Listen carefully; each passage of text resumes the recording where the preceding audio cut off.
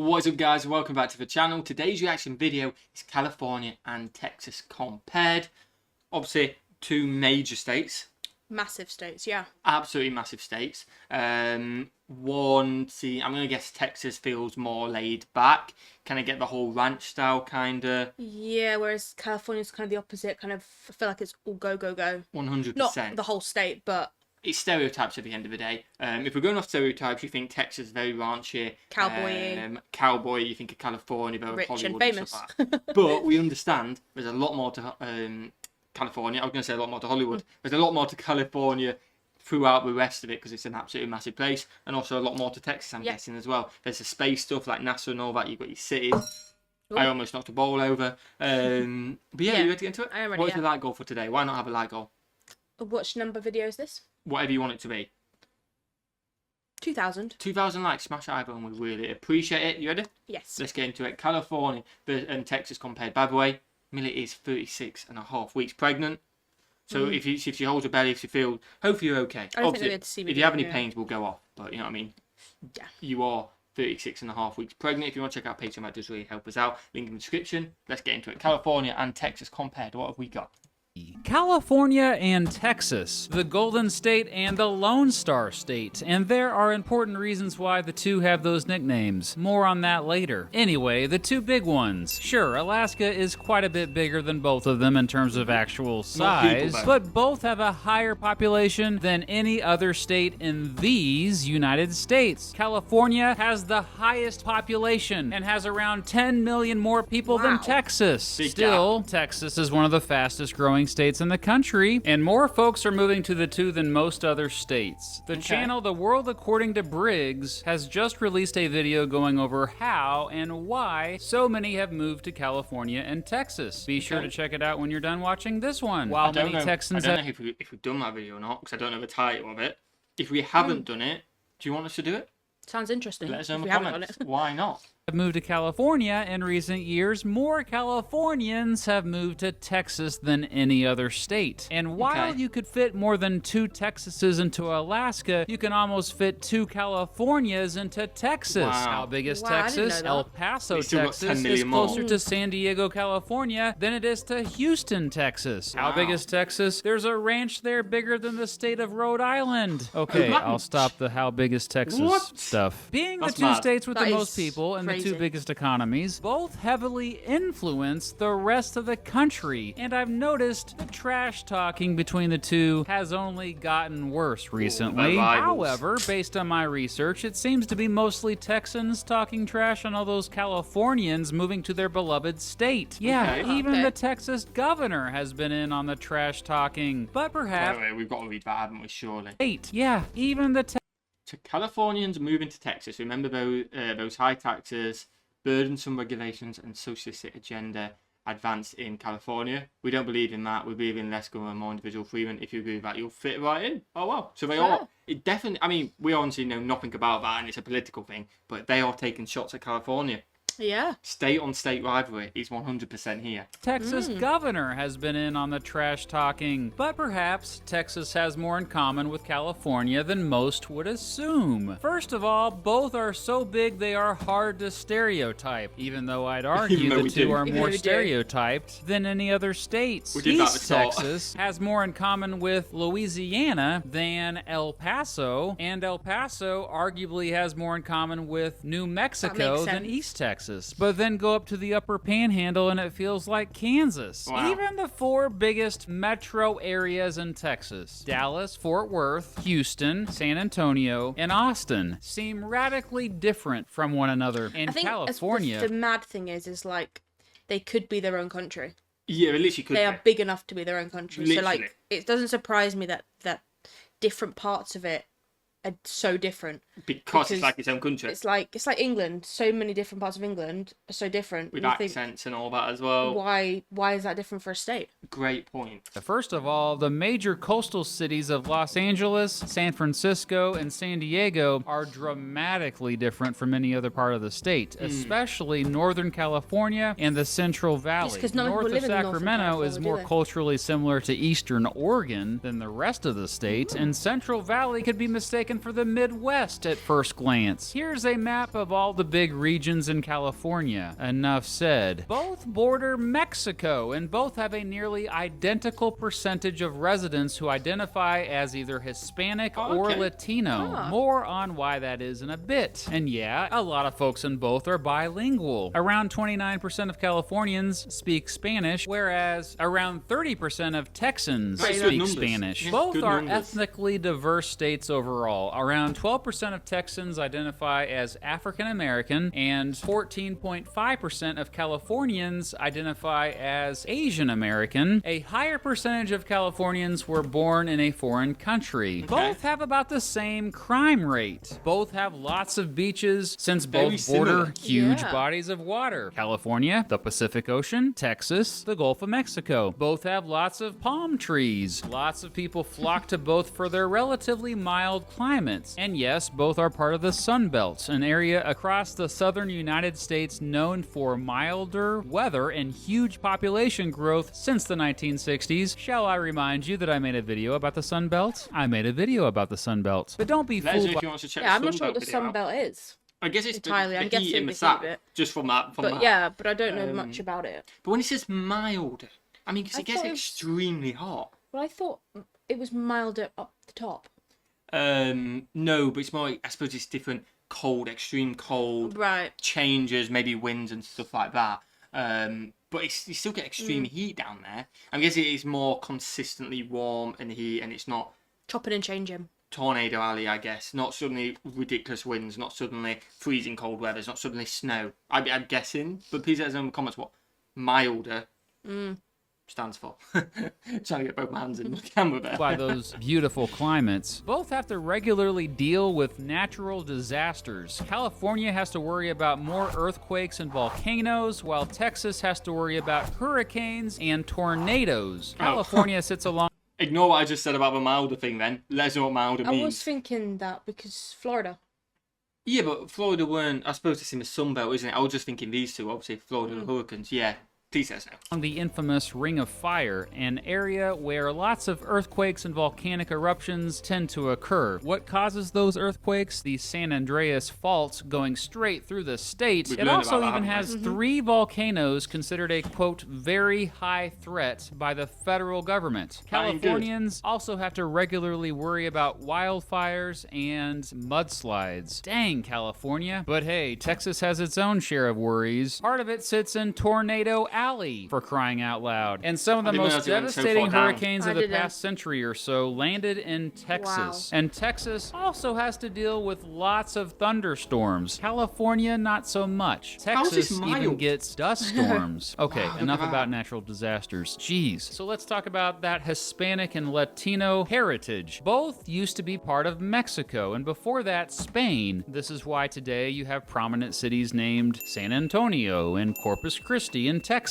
and San Diego, Los Angeles, San Francisco, and San Jose in California. When Spanish conquistadors conquered what would later be Texas and California in the early 1500s, they encountered lots of different American Indian nations. Here's a map of California that shows the major tribal groups and languages at that time. Wow. That's a lot. Here are many the is that? major That's tribal a lot. groups and languages of Texas. That's a lot. So where did the name California come from? A Spanish romance novel actually inspired it. In the book, California was the name given to a mythical island We did where a video on the names of every state, didn't we? Yes. I think we did. I can't remember if this ties up, but I'll have to go back and check the other video because we did a video, didn't we, on one Yeah. of those? That's quite interesting. beautiful female warriors lived. The Spanish originally thought California was an island when they first came across it and thought it'd be fun to give it that name. Fair enough. Supposedly, the Spanish named Texas after the Caddo people's word for Ooh. friends. Okay. The Caddo is an American Indian tribe based out of what is today East Texas. However, the Spanish could have also named it Texas based on seeing some trees that look like yew trees there. Tejo or Teja means yew tree in Spanish. The Spanish I don't didn't think really settle It's hard both to get Teja to Texas, though, isn't it? That's a bit of a jump. Yeah. That's a bit of a stretch, that one. areas much, but they controlled them for around 300 years. Wow. Well, the English claimed part of modern-day California, and the French settled part of modern-day Texas in the 1680s, and they also had claims in what is today North Texas. But other than that, it was all We're Spain. going to have to pause for a second because I'm being not attacked by a cat. This is magic, by the way. Magic, you coming on? Hello? No, he's not saying hello. He's jumped up. I'm going to move Magic and then we'll continue, yeah? By the way, we're pet sitting. That isn't our cat. That's why we're in a different location. Right, you ready? Yeah. Let's go. When the Spanish did finally settle both areas, it was usually missions meant to convert the local American Indian tribes, although that often did not go well. Texas was mainly a buffer to the French for the Spanish, and modern-day California was one of the last places the Spanish settled, not establishing the Fort Presidio of San Diego until 1769. After the residents of New Spain declared independence in 1821, they named their new country after Mexico City, but dropped the city part. By that time, Makes sense. Californios, as they were called, had picked up Californios ranching like it. in California, and soon the missions there were abandoned. Many of these Californios became rich after getting large land grants from the Mexican government. More and more Americans began to move to both, especially Texas, after Mexico opened up immigration there to serve as a buffer, this time against the Comanche, who constantly raided Tejano settlers there. Tejanos were the Mexicans who lived in Texas. By 1830, the population of Texas had swelled to 30,000, with Americans, many of them who came there illegally, outnumbering the native Tejanos 6-1. Soon, the Americans became restless, and this ultimately led to the Texas Revolution, which I also have a video about. I think I've checked out the Texas Revolution a long time ago. I'm happy to check it out again if you want me to react to it. Would you be keen for that? Yeah. Let us know in the comments, I'd say, because there was a massive war between kind of like the Mexicans, so that. Let us know if you want to check it out. Long story short, Texas declared independence from Mexico on March 2nd, 1836, and Mexico couldn't keep them, so it was an independent country for almost 10 years before the United States annexed it on December 29th, 1845. By the way, that Lone Star State nickname comes from the fact that Texas was once an independent republic. Meanwhile, California was never its own country, as Texans would gladly remind you of today, and the 200 Californio families stayed fairly low-key through all of this. That all changed after the Mexican-American War, which the United States handily won. After the Treaty of Guadalupe Hidalgo, California was under U.S. control, and eventually many Californios lost their lands, sometimes violently, to Americans who stole it. And Americans began to come to California in droves after gold was discovered there in 1848. In 1849, around 90,000 people, nicknamed 49ers, came to California to get rich quickly mining gold. It was the most famous gold rush in American history, the California Gold Rush, which is the main reason why California became a state in 1850. Oh, and that's how it got the Golden State nickname. Sadly, it also directly led to thousands of American Indians dying due to disease, starvation, destroyed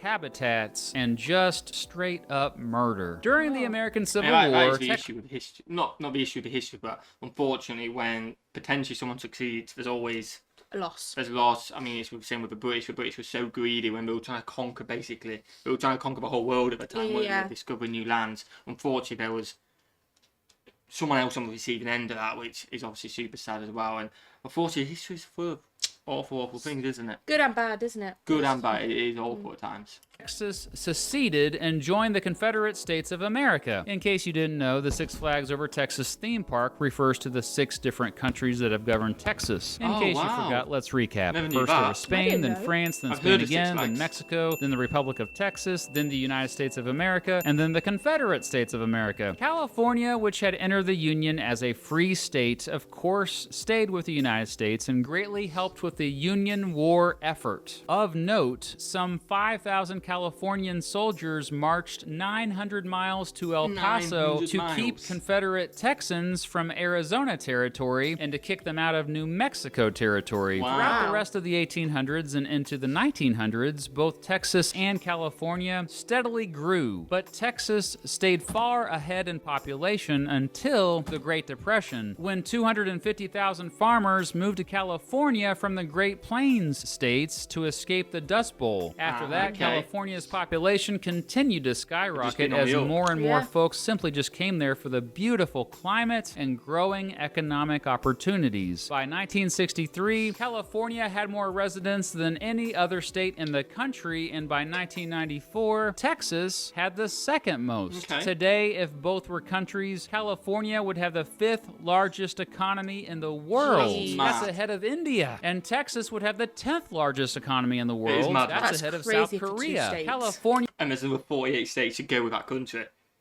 It is mental, innit? It is mental.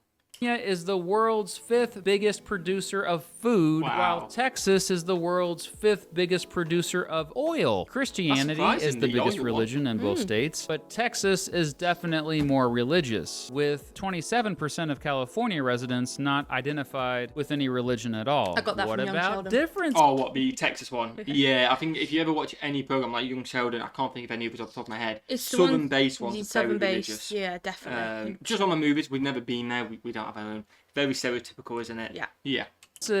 California leans to the left more politically and typically votes for Democratic Party candidates, while Texans have generally supported more Republican candidates. That said, more and more Texans have been voting Democratic in recent years, and some predict That's a lovely Texas will building. be a swing state Beautiful, in isn't it? future presidential elections. California spends more money on education. California has a much higher cost of I've heard living. that. In fact, only one state, Hawaii, is more expensive to live in. Oh, The wow. median Yeah, household If I Yeah. could afford only that. one state, Hawaii, is more. I'm not gonna lie. Oh, I would sacrifice my money for that.